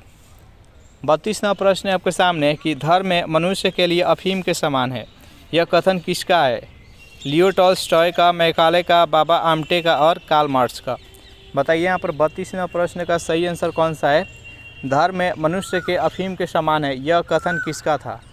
तो ये कार्ल मार्क्स का था। तो जो भी कैंडिडेट यहाँ पर ऑप्शन नंबर डी के साथ जा रहे हैं बिल्कुल सही जवाब है। चलिए नेक्स्ट 33वां प्रश्न आपके सामने, who lives if India dies? किसकी कृति है? जवाहरलाल नेहरू का, डॉक्टर राजेंद्र प्रसाद का, एपीजे अब्दुल कलाम का, डॉक्टर सर्वपल्ली राधाकृष्णन का। बताइए यहाँ पर 33वां प्रश्न का सही आंसर कौन सा है? जो भी कैंडिडेट यहाँ पर ऑप्शन नंबर ए के साथ जा रहे हैं, पंडित जवाहरलाल नेहरू, बिल्कुल सही जवाब है। सेशन आपको अच्छा लग रहा है तो वीडियो को लाइक अपने दोस्तों के पास शेयर कर दीजिए। आनंद वन की स्थापना किसने की थी? पंडित जवाहरलाल नेहरू, मोतीलाल नेहरू, मोहम्मद अली और बाबा आमटे। बताइए यहाँ पर 34वां प्रश्न का सही आंसर कौन सा है? आनंद वन का स्थापना किसने की थी? तो इसका राइट आंसर है option number B, Motilal Nehru के द्वारा किया गया था। 35वां प्रश्न आपके सामने कि बाबा इमाम बाड़ा कहाँ पर स्थित है? लखनऊ में, कानपुर में, इलाहाबाद में, आगरा में। बताइए 35वां प्रश्न का सही आंसर कौन सा है? बाड़ा इमाम बाड़ा कहाँ पर स्थित है? तो जो भी कैंडिडेट यहाँ पर ऑप्शन नंबर ए बता रहे हैं लखनऊ, बिल्कुल सही जवाब है। 36वां प्रश्न है आपके सामने कि माई कंट्री माई लाइफ के लेखक कौन है? पंडित जवाहरलाल नेहरू, कार्ल मार्क्स, लाल कृष्ण आडवाणी और अब्दुल कलाम। बताइए यहाँ पर 36वां प्रश्न का सही आंसर कौन सा है? माई कंट्री माई लाइफ, यह किसका, इसका लेखक कौन है आपको बताना है। तो इसका राइट आंसर है ऑप्शन नंबर सी, लाल कृष्ण आडवाणी। चलिए नेक्स्ट यहाँ पर 37वां प्रश्न है कि भारत में पहली बार राष्ट्रीय मानव विकास रिपोर्ट कब जारी किया गया? 2000 में, 2001 में, 2002 में और 2003 में। बताइए 37वां प्रश्न का सही आंसर कौन सा है? भारत में पहली बार राष्ट्रीय मानव विकास रिपोर्ट कब जारी किया गया? तो जो भी कैंडिडेट यहाँ पर ऑप्शन नंबर सी बता रहे हैं 2002, बिल्कुल सही जवाब है। 38वां प्रश्न है कि भारत की संपूर्ण वर्षा का लगभग कितना प्रतिशत भाग दक्षिण पश्चिमी मानसून से होती है? 50%, 55%, 65% और 75%।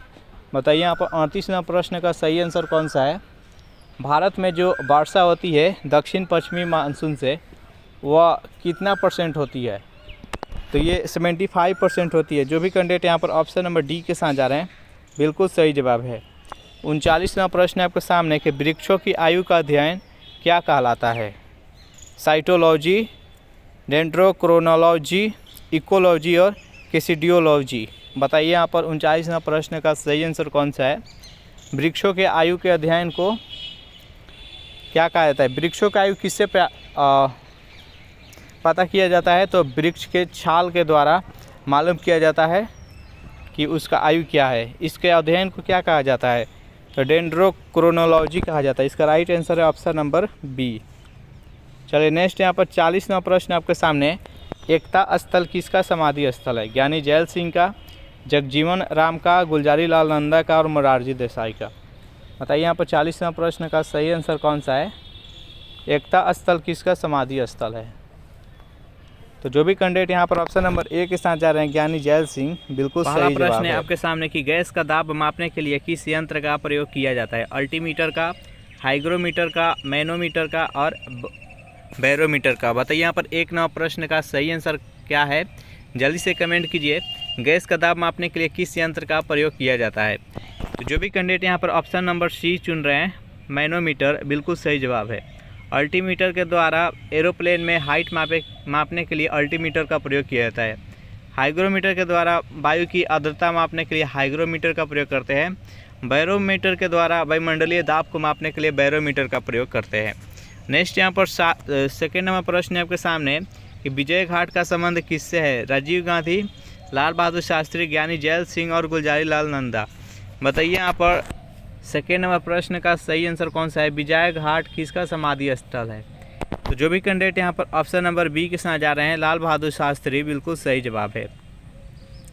3 नंबर प्रश्न है कि न्यू वांडर्स स्टेडियम किस देश में स्थित है? अमेरिका में, चीन में, रूस में और दक्षिण अफ्रीका। बताइए यहाँ पर 3 नंबर प्रश्न का सही आंसर कौन सा है?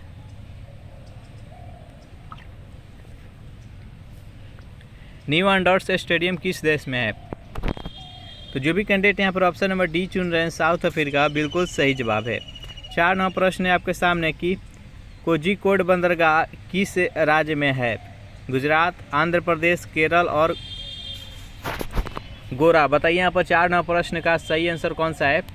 कोझिकोड का पहले नाम था कालीकट, अब हो गया है कोझिकोड। ये बंदरगाह किस राज्य में है? तो ये केरल में है। इसका राइट आंसर है ऑप्शन नंबर सी। 5 नंबर प्रश्न है आपके सामने कि शांति पुरुष के रूप में कौन विख्यात है? महात्मा गांधी, लाल बहादुर शास्त्री, राजीव गांधी और जवाहरलाल नेहरू। बताइए 5 नंबर प्रश्न का सही आंसर कौन सा है? शांति पुरुष के रूप में कौन विख्यात है? तो जो भी कैंडिडेट यहाँ पर ऑप्शन नंबर बी बता रहे हैं लाल बहादुर शास्त्री, बिल्कुल सही जवाब है। 6 नंबर प्रश्न आपके सामने कि तट रक्षक दिवस किस दिन को मनाया जाता है? 3 जनवरी को, 23 दिसंबर को, 12 अगस्त को और 1 फरवरी को। बताइए यहाँ पर 3 नंबर प्रश्न का सही आंसर कौन सा है? तट रक्षक दिवस किस दिन को मनाया जाता है? जल्दी से कमेंट कीजिए। जो भी कैंडिडेट यहाँ पर ऑप्शन नंबर डी चुन रहे हैं 1 फरवरी, बिल्कुल सही जवाब है। सेशन आपको अच्छा लग रहा है तो वीडियो को लाइक अपने दोस्तों के पास शेयर कर दीजिए। 7 नंबर प्रश्न है आपके सामने कि बद्रीनाथ किस नदी के किनारे स्थित है? अलकनंदा, गोदावरी, कावेरी और ताप्ती। बताइए यहाँ पर 7 नंबर प्रश्न का सही आंसर कौन सा है? बद्रीनाथ जो कि उत्तराखंड में स्थित है, ये किस नदी के किनारे बसा है? तो ये अलकनंदा, इसका राइट आंसर है ऑप्शन नंबर ए। 8 नंबर प्रश्न है आपके सामने कि डेनमार्क के देश के संसद का नाम क्या है? सोरा, मजलिस, बुंडेस्टेग और फोल्डकेटिंग। बताइए यहाँ पर 8 नंबर प्रश्न का सही आंसर कौन सा है? डेनमार्क जिसका राजधानी कोपनहेगन है, ये किस इस देश का संसद का नाम क्या है? तो जो भी कैंडिडेट यहाँ पर ऑप्शन नंबर डी चुन रहे हैं फोल्डकेटिंग, बिल्कुल सही जवाब है। 9 नंबर प्रश्न है आपके सामने कि ज्वालामुखी मंदिर किस राज्य में स्थित है? हिमाचल प्रदेश में, जम्मू कश्मीर में, उड़ीसा में और उत्तराखंड में। बताइए यहाँ पर 9 नंबर प्रश्न का सही आंसर कौन सा है? ज्वालामुखी मंदिर किस राज्य में स्थित है? तो जो भी कैंडिडेट यहाँ पर ऑप्शन नंबर ए के साथ जा रहे हिमाचल प्रदेश, बिल्कुल सही जवाब है। 10 नंबर प्रश्न है आपके सामने कि डूबते सूर्य का देश किसे कहा जाता है? नॉर्वे को, ब्रिटेन को, इटली को और फ्रांस को। बताइए यहाँ पर 10 नंबर प्रश्न का सही आंसर कौन सा है? डूबते सूर्य का देश किस देश को कहा जाता है? तो ब्रिटेन को, क्योंकि सबसे अंतिम में ब्रिटेन में ही सूर्य अस्त होता है। और उगते सूर्य का देश किस देश को कहा जाता है? तो जापान में, क्योंकि सबसे पहले सूर्य का उदय जापान में होता है। नेक्स्ट यहाँ पर 11वां प्रश्न है आपके सामने कि संगमरमर की भूमि किसे कहा जाता है? किस देश को संगमरमर का भूमि कहा जाता है? अमेरिका को, ब्रिटेन को, इटली को और फ्रांस को। बताइए 11वां प्रश्न का सही आंसर कौन सा है? संगमरमर का भूमि किस देश को कहा जाता है?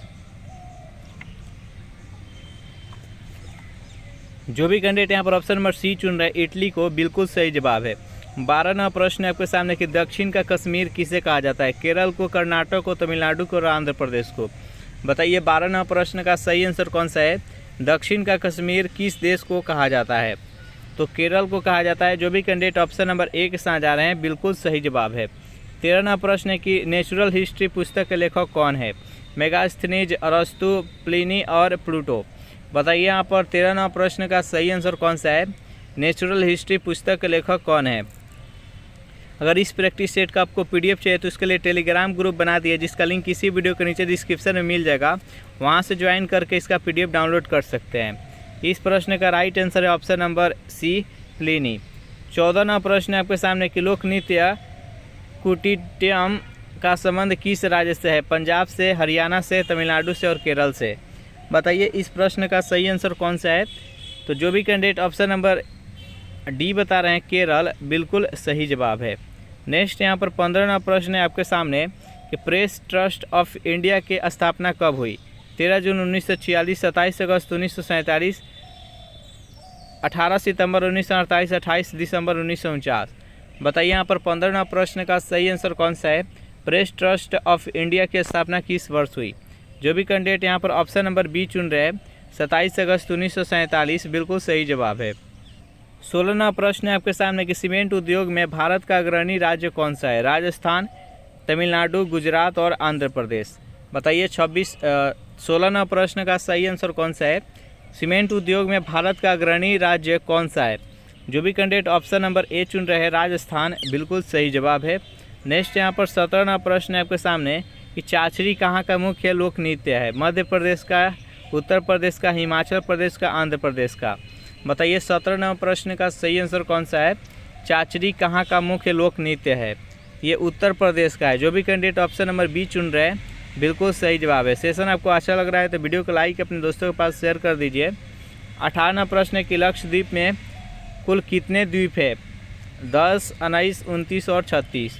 बताइए 18वां प्रश्न का सही आंसर कौन सा है? लक्षद्वीप में कुल कितने द्वीप है? जल्दी से कमेंट कीजिए। तो टोटल 36 गो है। इसका राइट आंसर है ऑप्शन नंबर डी।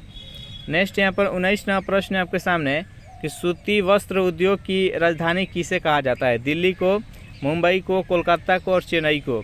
बताइए 19वां प्रश्न का सही आंसर कौन सा है? सूती वस्त्र उद्योग की राजधानी किसे कहा जाता है? तो मुंबई को कहा जाता है। जो भी कैंडिडेट ऑप्शन नंबर बी के साथ जा रहे हैं बिल्कुल सही जवाब है। 20वां प्रश्न है कि समुद्र पुत्र के रूप में कौन विख्यात है? लक्षद्वीप, न्यू म्यूर द्वीप, श्रीलंका और फिलीपींस। बताइए 20वां प्रश्न का सही आंसर कौन सा है? तो समुद्र पुत्र के रूप में कौन विख्यात है? तो लक्षद्वीप। इसका राइट आंसर है ऑप्शन नंबर ए। 21वां प्रश्न है आपके सामने कि भारत में सरकारी क्षेत्र का पहला उर्वरक कारखाना सिंदरी में किस वर्ष स्थापित हुआ? ये प्रथम पंचवर्षीय योजना के तहत ये स्थापित हुआ था। तो ये कब किया गया इसका आंसर बताना है। तो 1951 ईस्वी। इसका राइट आंसर है ऑप्शन नंबर बी। 22वां प्रश्न है आपके सामने किस गैस की उपस्थिति के कारण वरुण ग्रह हरा रंग का दिखाई देता है? इथेन, मीथेन, प्रोपेन और ब्यूटेन। बताइए 22वां प्रश्न का सही आंसर कौन सा है? किस गैस के कारण वरुण ग्रह है जो कि हरा ग्रह दिखाई देता है? बताइए इसका सही आंसर कौन सा है? तो इसका right answer option number B, methane के अधिकता के कारण। नेक्स्ट यहाँ पर 23वां प्रश्न है आपके सामने कि देश का प्रथम कृषि विश्वविद्यालय किस वर्ष स्थापित किया गया? 1954 में, 1958, 1960 और 1968। बताइए 23वां प्रश्न का सही आंसर कौन सा है? देश का प्रथम कृषि विश्वविद्यालय किस वर्ष स्थापित किया गया? जो भी कैंडिडेट यहाँ पर ऑप्शन नंबर सी चुन रहे हैं 1960 ईस्वी बिल्कुल सही जवाब है। नेक्स्ट है कि डमडमा झील किस राज्य में स्थित है? हिमाचल प्रदेश, हरियाणा, पंजाब और हरियाणा, यहाँ पर उत्तराखंड। बताइए यहाँ पर 24वां प्रश्न का सही आंसर कौन सा है? डमडमा झील किस राज्य में स्थित है?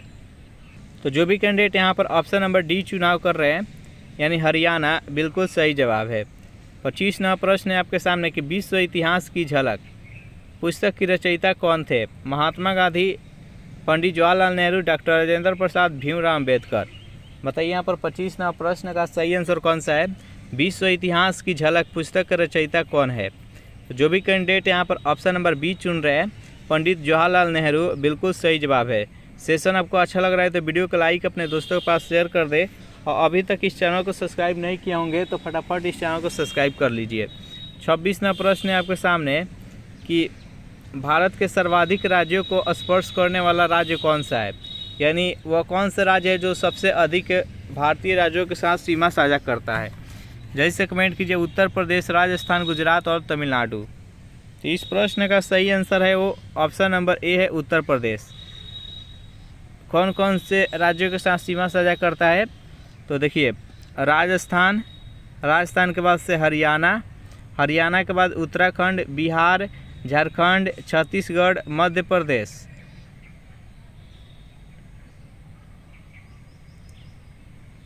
और हिमाचल प्रदेश।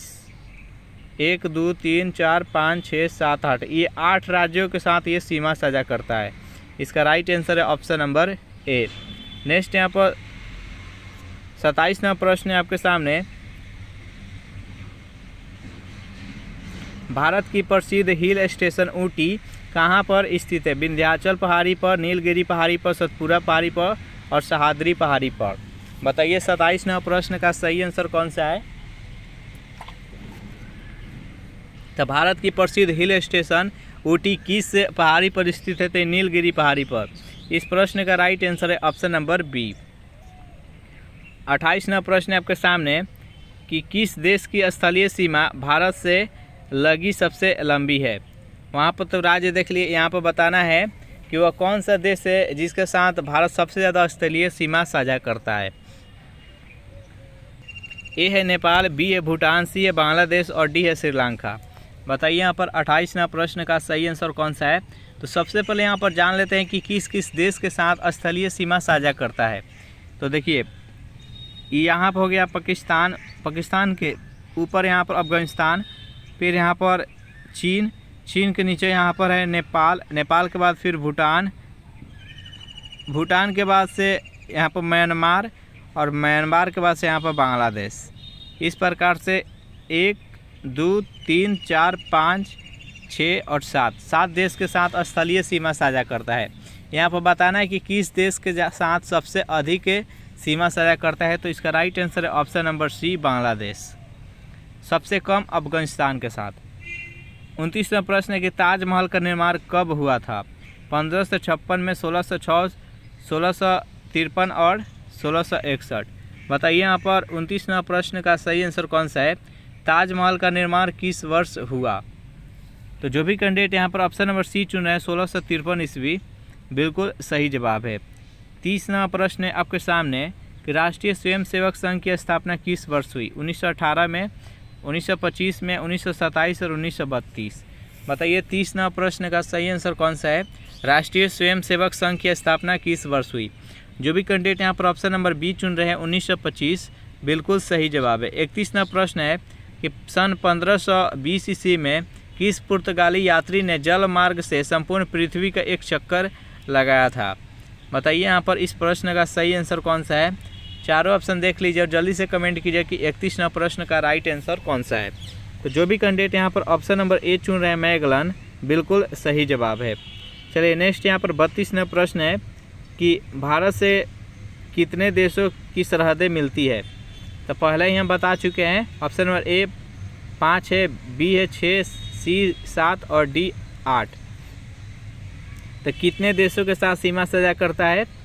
तो यहाँ पर हो गया पाकिस्तान, अफगानिस्तान, चीन, उसके बाद यहाँ पर नेपाल, नेपाल के बाद भूटान, भूटान के बाद म्यांमार और बांग्लादेश। 1 2 3 4 5 6 7 इस 7 देश के साथ सीमा साझा करता है। तो इसका right answer option number C. 33वां प्रश्न है कि समुद्र पार भारत का सबसे निकटवर्ती देश कौन सा है? म्यांमार, भूटान, बांग्लादेश और श्रीलंका। यहाँ समुद्री पार बोला जा रहा है, तो ये म्यांमार हो गया, चाहे भूटान हो गया, चाहे बांग्लादेश, ये तो सब स्थलीय सीमा साझा करता है। श्रीलंका है जो कि समुद्री पार है और सबसे निकटवर्ती देश है। तो इस प्रश्न का राइट आंसर है ऑप्शन नंबर डी। 34वां प्रश्न है कि भारत में तंबाकू सर्वप्रथम कब लाई गई थी? तो ये पुर्तगालियों के द्वारा लाया गया था भारत में 1496, 1508, 1566 और 1596। बताइए यहाँ पर 34वां प्रश्न का सही आंसर कौन सा है? तो भारत में तंबाकू पुर्तगालियों के द्वारा 1508 ईस्वी में लाया गया था। तो इसका राइट आंसर है ऑप्शन नंबर बी।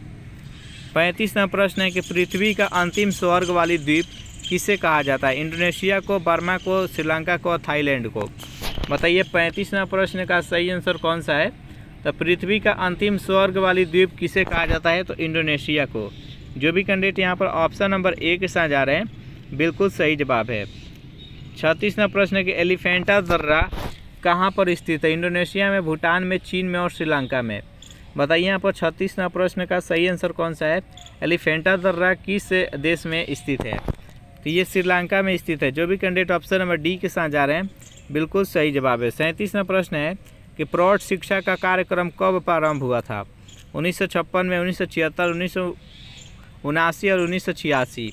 बताइए यहाँ पर 37वां प्रश्न का सही आंसर कौन सा है? जो भी कैंडिडेट यहाँ पर ऑप्शन नंबर सी का चुनाव कर रहे हैं सन 1979 ईस्वी बिल्कुल सही जवाब है। नेक्स्ट यहाँ पर 38वां प्रश्न है कि स्पेन देश के संसद का क्या नाम है? जातीय संसद, कोर्टेस, शोरा और मजलिस। बताइए यहाँ पर 38वां प्रश्न का सही आंसर कौन सा है? स्पेन का संसद का नाम क्या है? कार्टेस है। इसका राइट आंसर है ऑप्शन नंबर बी। नेक्स्ट यहाँ पर 39वां प्रश्न है प्रथम विश्व कप का उपविजेता देश कौन था? बताइए यहाँ पर 39वां प्रश्न का राइट आंसर कौन सा है? तो इंग्लैंड में 1975 ईस्वी में प्रथम विश्व कप हुआ था, जिसमें फाइनल में वेस्ट इंडीज़ और ऑस्ट्रेलिया पहुंचा था, जिसमें कि वेस्ट इंडीज़ का विजेता टीम बना था और उप विजेता टीम ऑस्ट्रेलिया बना था। तो इस प्रश्न का right answer option number A. Next यहाँ पर 40वां प्रश्न है इनमें से कौन सा वाटर गैस है? चारों ऑप्शन देख लीजिए और बताइए यहाँ पर कि वाटर गैस इनमें से कौन सा है? इसका राइट आंसर है option number C, carbon monoxide plus hydrogen. Next यहाँ पर 41वां प्रश्न है कि गांधी सदन कहाँ पर स्थित है? नई दिल्ली में, मुंबई में, कोलकाता में और चंडीगढ़ में। बताइए यहाँ पर 41वां प्रश्न का सही आंसर कौन सा है? गांधी सदन कहाँ पर स्थित है? तो ये नई दिल्ली में है। जो भी कैंडिडेट ऑप्शन नंबर ए के साथ जा रहे हैं बिल्कुल सही जवाब है। 42वां प्रश्न है कि गरीबों की मेवा किसे कहा जाता है? किस फल को गरीबों का मेवा बोला जाता है? आम को, लीची को, बेर को और पपीता को।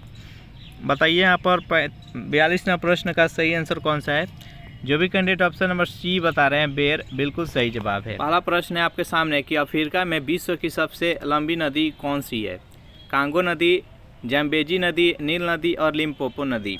बताइए यहाँ पर 1 नंबर प्रश्न का सही आंसर कौन सा है? अफ्रीका में विश्व की सबसे लंबी नदी कौन सी है? तो जो भी कैंडिडेट यहाँ पर ऑप्शन नंबर सी के साथ जा रहे हैं नील नदी, बिल्कुल सही जवाब है। नील नदी को मिस्र का देन भी कहा जाता है, याद रखिएगा। सेकेंड प्रश्न आपके सामने कि बाबरी मस्जिद का निर्माण कब किया गया था? 1528 में, 1556 में, 1566 और 1576। बताइए यहाँ पर सेकेंड प्रश्न का सही आंसर कौन सा है? बाबरी मस्जिद का निर्माण कब किया गया? तो बाबरी मस्जिद का निर्माण 1528 ईस्वी में मीर वक्की के द्वारा अयोध्या में किया गया था। तो इसका राइट आंसर है ऑप्शन नंबर ए। 3 नंबर प्रश्न है आपके सामने कि राष्ट्रीय संग्रहालय दिल्ली की स्थापना किस वर्ष की? 1944 में, 1948, 1950 और 1954। बताइए यहाँ पर 3 नंबर प्रश्न का सही आंसर कौन सा है? राष्ट्रीय संग्रहालय दिल्ली की स्थापना किस वर्ष की गई? जो भी कैंडिडेट यहाँ पर ऑप्शन नंबर बी चुन रहे हैं 1948 ईस्वी, बिल्कुल सही जवाब है। 4 नंबर प्रश्न है आपके सामने कि राष्ट्रीय मानव संग्रहालय कहाँ पर स्थित है? इंदौर में, ग्वालियर में, जबलपुर में और भोपाल में। बताइए 4 नंबर प्रश्न का सही आंसर कौन सा है? राष्ट्रीय मानव संग्रहालय कहाँ पर स्थित है? जो भी कैंडिडेट यहाँ पर ऑप्शन नंबर डी के साथ जा रहे हैं भोपाल, बिल्कुल सही जवाब है। नेक्स्ट यहाँ पर 5 नंबर प्रश्न है आपके सामने कि प्रसिद्ध चित्र बनी ठनी किस शैली पर आधारित है? किशनगढ़ शैली, मधुबनी, अमरावती। बताइए यहाँ पर 5 नंबर प्रश्न का सही आंसर कौन सा है? प्रसिद्ध चित्र बनी ठनी किस शैली पर आधारित है? जल्दी से कमेंट कीजिए। जो भी कैंडिडेट यहाँ पर ऑप्शन नंबर ए के साथ जा रहे हैं किशनगढ़ शैली, बिल्कुल सही जवाब है। 6 नंबर प्रश्न है आपके सामने कि बाल फिल्म समिति का मुख्यालय कहाँ पर है? नई दिल्ली में है, मुंबई में है, चेन्नई में और कोलकाता में। बताइए 6 नंबर प्रश्न का सही आंसर कौन सा है? बाल फिल्म समिति का मुख्यालय कहाँ पर है? जो भी कैंडिडेट यहाँ पर ऑप्शन नंबर ए के साथ जा रहे हैं नई दिल्ली, बिल्कुल सही जवाब है। 7 नंबर प्रश्न है आपके सामने कि फिल्म सेंसर बोर्ड की मुख्यालय कहाँ पर है? नई दिल्ली में, मुंबई में, चेन्नई में और कोलकाता में। बताइए 7 नंबर प्रश्न का सही आंसर कौन सा है? फिल्म सेंसर बोर्ड का मुख्यालय कहाँ पर है? जो भी कैंडिडेट यहाँ पर ऑप्शन नंबर बी चुनाव कर रहे हैं मुंबई, बिल्कुल सही जवाब है। चलिए नेक्स्ट यहाँ पर 8 नंबर प्रश्न है आपके सामने कि विश्व में मुसलमानों का सबसे पवित्र शहर कौन सा है? मदीना है, मक्का है, जेरूशलम है और बेथलम है। बताइए यहाँ पर 8 नंबर प्रश्न का सही आंसर कौन सा है? विश्व में मुसलमानों का सबसे पवित्र शहर कौन सा है? जो भी कैंडिडेट यहाँ पर ऑप्शन नंबर बी के साथ जा रहे हैं मक्का, बिल्कुल सही जवाब है।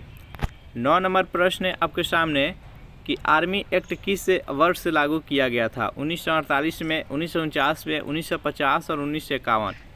बताइए 9 नंबर प्रश्न का सही आंसर कौन सा है? आर्मी एक्ट किस वर्ष लागू किया गया था?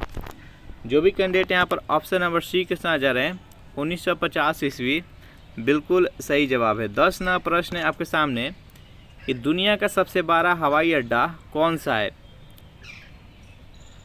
चारों ऑप्शन देख लीजिए और बताइए यहाँ पर कि 10 नंबर प्रश्न का सही आंसर कौन सा है? दुनिया का सबसे बड़ा हवाई अड्डा इनमें से कौन सा है?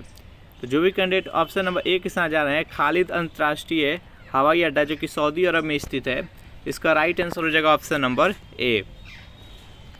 11वां प्रश्न है आपके सामने कि अमिताभ बच्चन का जन्म किस वर्ष हुआ था? 1936 में, 1942, 1948 और 1950। बताइए 11वां प्रश्न का सही आंसर कौन सा है? अमिताभ बच्चन का जन्म किस वर्ष हुआ था? तो इलाहाबाद में 1942 में जन्म हुआ था। तो इसका राइट आंसर हो जाएगा ऑप्शन नंबर बी।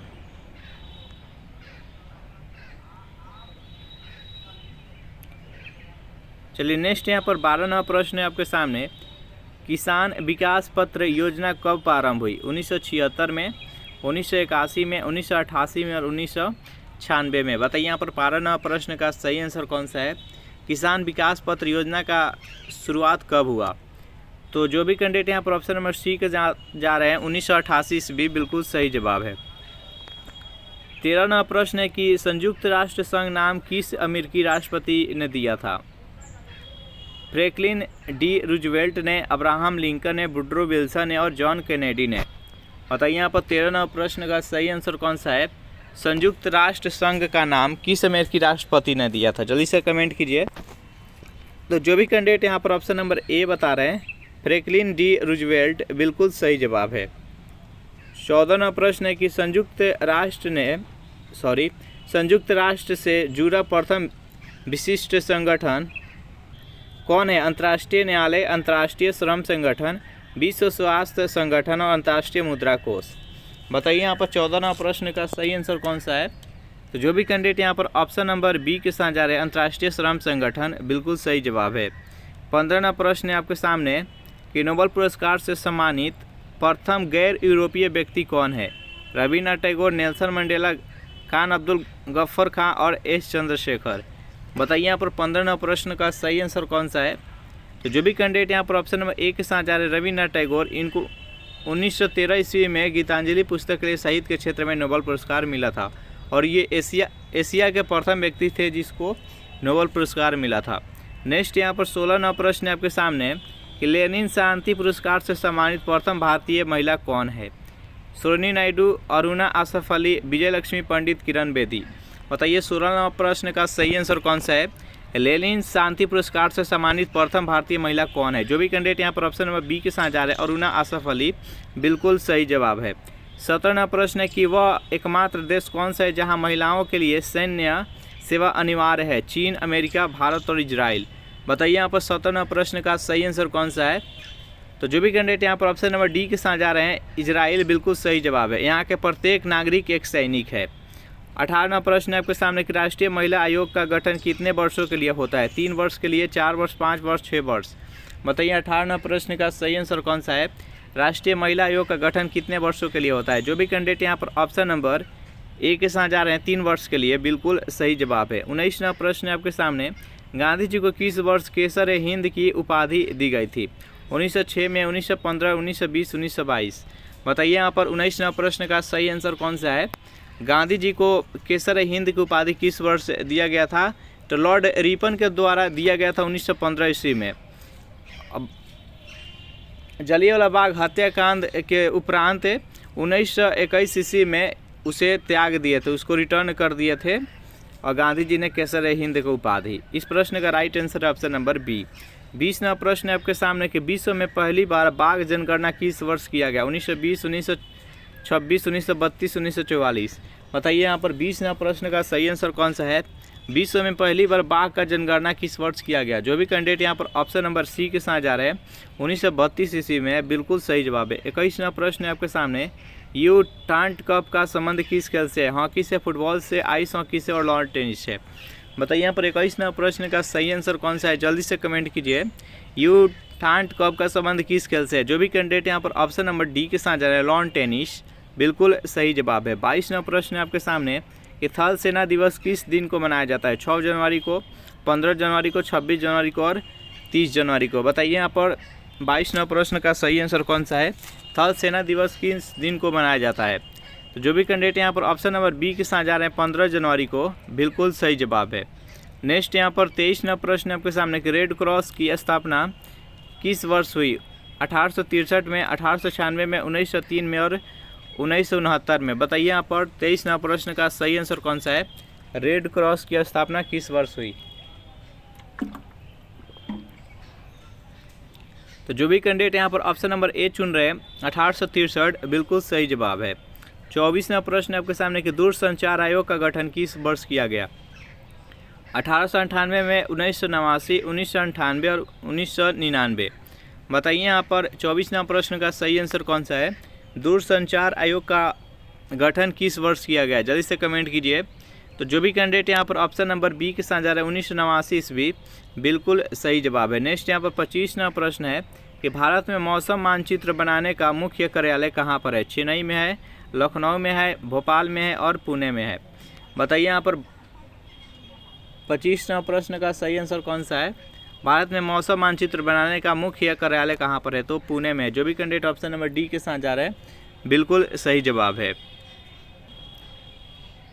26 नंबर प्रश्न है आपके सामने कि चिली की राजधानी कहाँ पर है। ओस्लो है, कराकश है, लापास है और सेंटियागो है। बताइए यहाँ पर 26 नंबर प्रश्न का सही आंसर कौन सा है। चिली की राजधानी कहाँ पर है, जल्दी से कमेंट कीजिए। तो जो भी कैंडिडेट यहाँ पर ऑप्शन नंबर डी के साथ जा रहे हैं, सेंटियागो, चिली की राजधानी सेंटियागो है। इसका राइट आंसर हो जाएगा ऑप्शन नंबर डी। नेक्स्ट यहाँ पर 27 नंबर प्रश्न है आपके सामने कि सिंधु नदी की सबसे बड़ी सहायक नदी कौन सी है। सतलज नदी, ब्यास नदी, चिनाब नदी और रावी नदी। बताइए 27 नंबर प्रश्न का सही आंसर कौन सा है। सिंधु नदी की सबसे बड़ी सहायक नदी कौन सी है।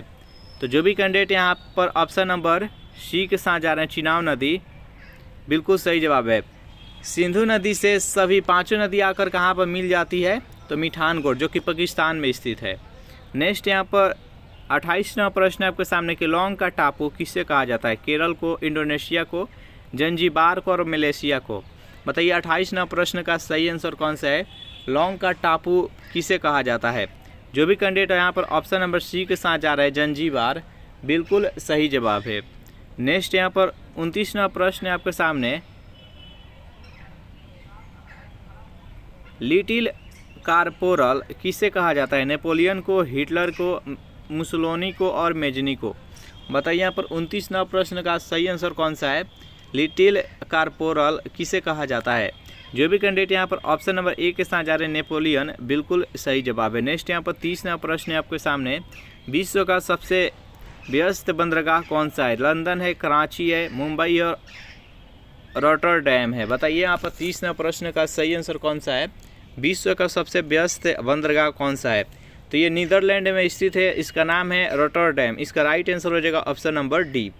31 नंबर प्रश्न है आपके सामने कि येलोस्टोन राष्ट्रीय पार्क किस देश में है। ऑस्ट्रेलिया में, चीन में, भारत में और अमेरिका में। बताइए 31 नंबर प्रश्न का सही आंसर कौन सा है। येलोस्टोन राष्ट्रीय पार्क किस देश में है। जो भी कैंडिडेट ऑप्शन नंबर डी के साथ जा रहे हैं, अमेरिका, बिल्कुल सही जवाब है। 32 नंबर प्रश्न है आपके सामने, विश्व का सबसे बड़ा फिल्म उद्योग हॉलीवुड किस देश में स्थित है। ऑस्ट्रेलिया में, ब्राज़ील में, संयुक्त राज्य अमेरिका में और दक्षिण अफ्रीका में। बताइए 32 नंबर प्रश्न का सही आंसर कौन सा है। विश्व का सबसे बड़ा फिल्म उद्योग हॉलीवुड किस देश में है। तो जो भी कैंडिडेट यहाँ पर ऑप्शन नंबर सी चुनाव करें, संयुक्त राज्य अमेरिका, बिल्कुल सही जवाब है। नेक्स्ट यहाँ पर 33 नंबर प्रश्न है कि विलायत खां का संबंध किससे है। बांसुरी से है, सरोद से, सितार से और पियानो से है। बताइए 33 नंबर प्रश्न का सही आंसर कौन सा है। विलायत खां का संबंध किससे है, जल्दी से कमेंट कीजिए। तो जो भी कैंडिडेट यहाँ पर ऑप्शन नंबर सी के साथ जा रहे हैं, सितार, बिल्कुल सही जवाब है। नेक्स्ट यहाँ पर 34 नंबर प्रश्न है कि JRD टाटा को किस वर्ष भारत रत्न से सम्मानित किया गया। 1984 में, 1992, 1996 और 2000 ईस्वी। बताइए यहाँ पर 34 नंबर प्रश्न का सही आंसर कौन सा है। JRD टाटा को किस वर्ष भारत रत्न से सम्मानित किया गया, जल्दी से कमेंट कीजिए। तो जो भी कैंडिडेट यहाँ पर ऑप्शन नंबर बी के साथ जा रहे हैं, 1992 ईस्वी, बिल्कुल सही जवाब है। लीग ऑफ नेशंस के संस्थापक कौन था। Woodrow Wilson, Roosevelt, Abraham Lincoln, George Bush. बताइए यहाँ पर 35 नंबर प्रश्न का सही आंसर कौन सा है। लीग ऑफ नेशंस के संस्थापक कौन था। तो जो भी कैंडिडेट यहाँ पर ऑप्शन नंबर ए के साथ जा रहे हैं, वुडरो विल्सन, बिल्कुल सही जवाब है। नेक्स्ट यहाँ पर 36 नंबर प्रश्न है आपके सामने, विश्व की सबसे लंबी 72 अक्षर की वर्णमाला किस भाषा की है। जापानी भाषा की, सुमेरियाई भाषा की, अफगानी भाषा की और कंबोडियाई भाषा की। बताइए 36 नंबर प्रश्न का सही आंसर कौन सा है। विश्व के सबसे लंबी 72 अक्षर की वर्णमाला किस भाषा की है, तो कंबोडियाई भाषा की। इसका राइट आंसर है ऑप्शन नंबर डी। 37 नंबर प्रश्न है आपके सामने कि गिटार में कुल कितने तार होते हैं। 4, 5, 6 और 7। बताइए यहाँ पर 37 नंबर प्रश्न का सही आंसर कौन सा है। गिटार में कुल कितने तार होते हैं। जो भी कैंडिडेट ऑप्शन नंबर 6 के साथ जा रहे हैं, यहाँ पर सी, बिल्कुल सही जवाब है। नेक्स्ट यहाँ पर 38 नंबर प्रश्न है कि विश्व में पहली बार बागी देख चुके हैं क्वेश्चन 1932 ईस्वी में। 39 नंबर प्रश्न है कि वियतनाम की मुद्रा क्या है। जल्दी से बताइए वियतनाम की मुद्रा क्या है। डॉलर, पाउंड, डॉलर, दिनार। जल्दी से कमेंट कीजिए। तो जो भी कैंडिडेट यहाँ पर ऑप्शन नंबर सी के साथ जा रहे हैं, डोंग, बिल्कुल सही जवाब है।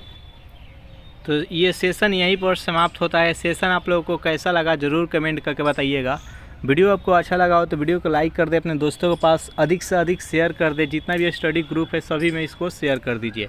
और अभी तक जितने भी स्टूडेंट इस चैनल को सब्सक्राइब नहीं किए होंगे, तो जल्दी से फटाफट इस चैनल को सब्सक्राइब कर दे। Thanks for watching this video. मिलते हैं नेक्स्ट वीडियो में।